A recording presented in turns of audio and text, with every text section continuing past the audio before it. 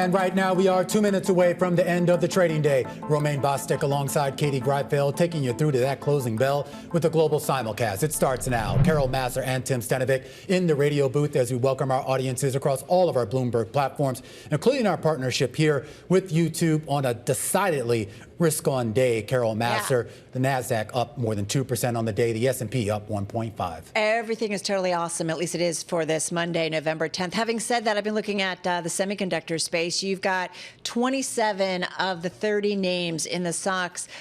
They are up on the day, and I'm just looking at the index. You guys, it's up 3% here. So we have seen investors moving into that space in a big way. Some cryptos are getting a bid today. Bitcoin up 1.3%, Ether down 0.4%, Tether is pretty much flat right now, Katie. So yeah, even risk on to in a certain sense. Crypto, is that what we call it? Is that like vinyls? What does that mean?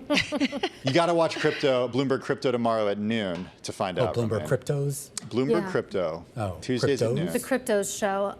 Let's quickly talk about physical Bitcoin. That, of course, is gold, which is really interesting. Just on a tear today, up about 2.8%, at least the last I checked, which kind of feels at odds with what we're seeing in the equity market and the crypto space, if you will. Not really fitting into that risk-on picture, but I don't know the last time that gold was really behaving as a true hedge in the last couple of weeks. We should point out part of the enthusiasm today certainly tied to the potential for an end to the record government shutdown, but it's also rising on the back of some relatively strong earnings, and we're expected to get more earnings after the bell, including from CoreWeave, Rocket Lab, Occidental Petroleum, and Paramount Skydance. The S&P 500 up about 100 points here on the day. We wait for the numbers to settle, but no matter how you cut it, it's going to end up higher by roughly about 1.5% on the day. The Dow up 0.8% on the day. The NASDAQ Composite up 2.3%, and the Russell 2000 getting in on the action, gaining about 23 points or 0.9%. All right, let's go to the S&P 500, Romaine, and you've got most names in the index higher today. 313 to the upside, and Katie, 188 to the downside, 2 unchanged. Let's take a look at the sectors as measured by my friend The Circle. And you can see that, again, a risk-on day. Look at information technology. That is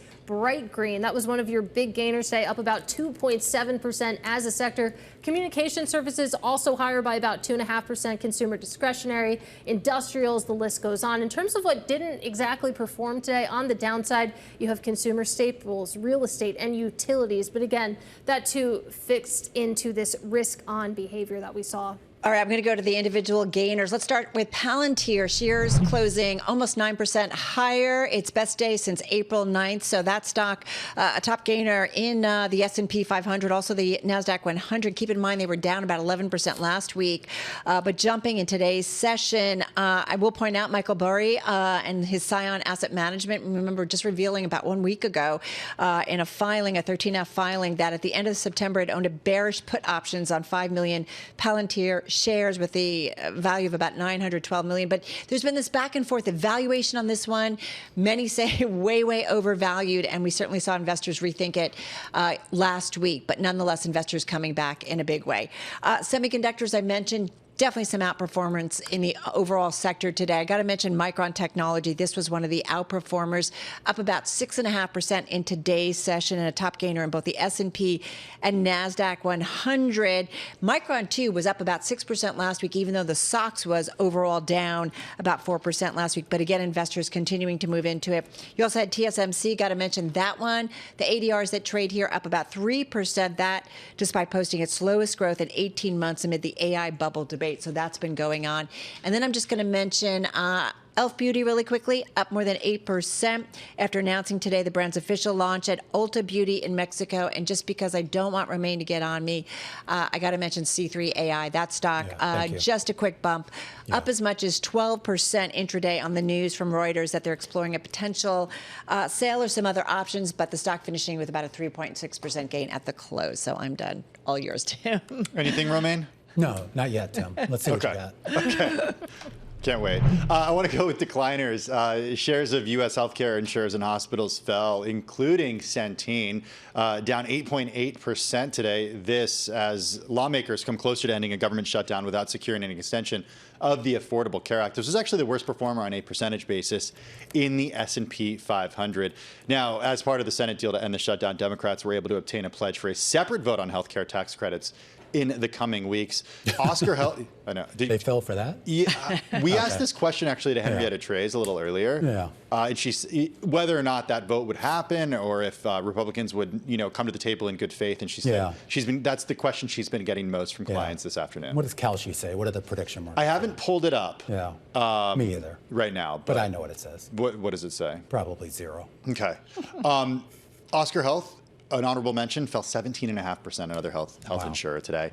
Shares of American Airlines also falling today, down 2.5%. The company said weekend operations were challenging amid the government shutdown. Challenging? I think challenging. Many people who were trying to fly, regardless of the airline, would agree that they were challenging. Yeah. 1,400 bad it was, flights Tim? were canceled. I almost flew Frontier. Ooh. Almost. Almost. Oh, wow. That's really harsh. Did you almost fire up the jet, Romaine? Believe me, trust me. I was calling every friend I had in the book. Is anyone flying north? Yeah, pretty much. You could have done the show from the Miami. I was just going to stand outside, Palm Beach Airport and just hitchhike. I mean, to be fair, plenty of planes are going that way. I always think about that. Yeah. You could have looked at an empty leg or something. Anyway, another few numbers here to just think about.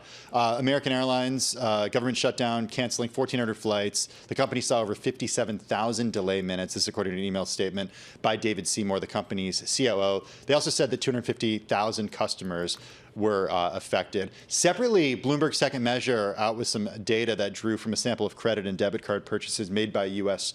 customers, and it said that transactions observed by second measure showed the biggest decline among airlines companies for the month ending October. That was American Airlines, down 6.5% from a year earlier. And finally, Massar shares falling by close to 15% today. This after Novo Nordisk declined to further raise its offer for the company. They make experimental weight loss drug. That bidding war between Pfizer and Novo Nordisk coming to an end. Pfizer getting victorious. We spoke to Bob Langworth about this. He's got a great piece on the Bloomberg Terminal about how this deal came together with a little help from the U.S. Federal Trade Commission. We should point out yields actually slightly higher on the day, despite what the market seems to think, which is that we are going to get some more rate cuts given the state of the economy and the potential of that government shutdown to end. Meanwhile, we are keeping an eye on earnings. We're waiting to hear from CoreWeave, and we're starting to get a trickle of news right now on Paramount Skydance. I don't actually have the numbers for you just yet, but reading through the shareholder letter that they've put out, they're talking a lot about the cost cutting and efficiencies that they've seen. The company says that it sees about $3 billion plus in total efficiencies now in what they're saying is the first 100 days since they basically closed out on that deal. The company also talks about investing in the business, and get this, they're also talking about implementing price increases in the United States early in the first quarter of 2026. So, of course, David Ellison, who is just now sort of taking control over this company, putting his stamp on it, looking to raise potential prices there on its customers and scale back costs to a certain degree, $3 billion in efficiencies. That's up from the $2 billion that the company had previously telegraphed, and now learning that the company plans to reduce its workforce by an additional 1,600 employees. Let's put a pin in Paramount right now and quickly talk about the real reporting earnings here. You can see shares are actually soaring after hours. They boosted their full year revenue forecast. They also beat estimates when it comes to the look behind. Let's start there. The third quarter adjusted loss per share coming in at 4 cents. The estimated loss per share had been for 5.6 cents, so a little bit narrower than expected. You think about the look ahead here. The Real sees fourth quarter revenue $188 million to $191 million. The estimate had been for $179.5 million, so that range ahead of the estimate. You can see the Real again, shares now up about 10% after hours, Tim. Still waiting on those numbers from Paramount Skydance. Worth repeating some of these headlines. The company sees at least $3 billion in efficiencies, saw $2 billion. The company will reduce its workforce by 1,600 additional employees, and as Romaine mentioned, to implement the price increases. Romaine, the price increases, you got to pay for the over $7 billion in for the UFC rights that David Ellison bought. The stuff with the Duffer Brothers, famous for the Netflix series Stranger Things, right?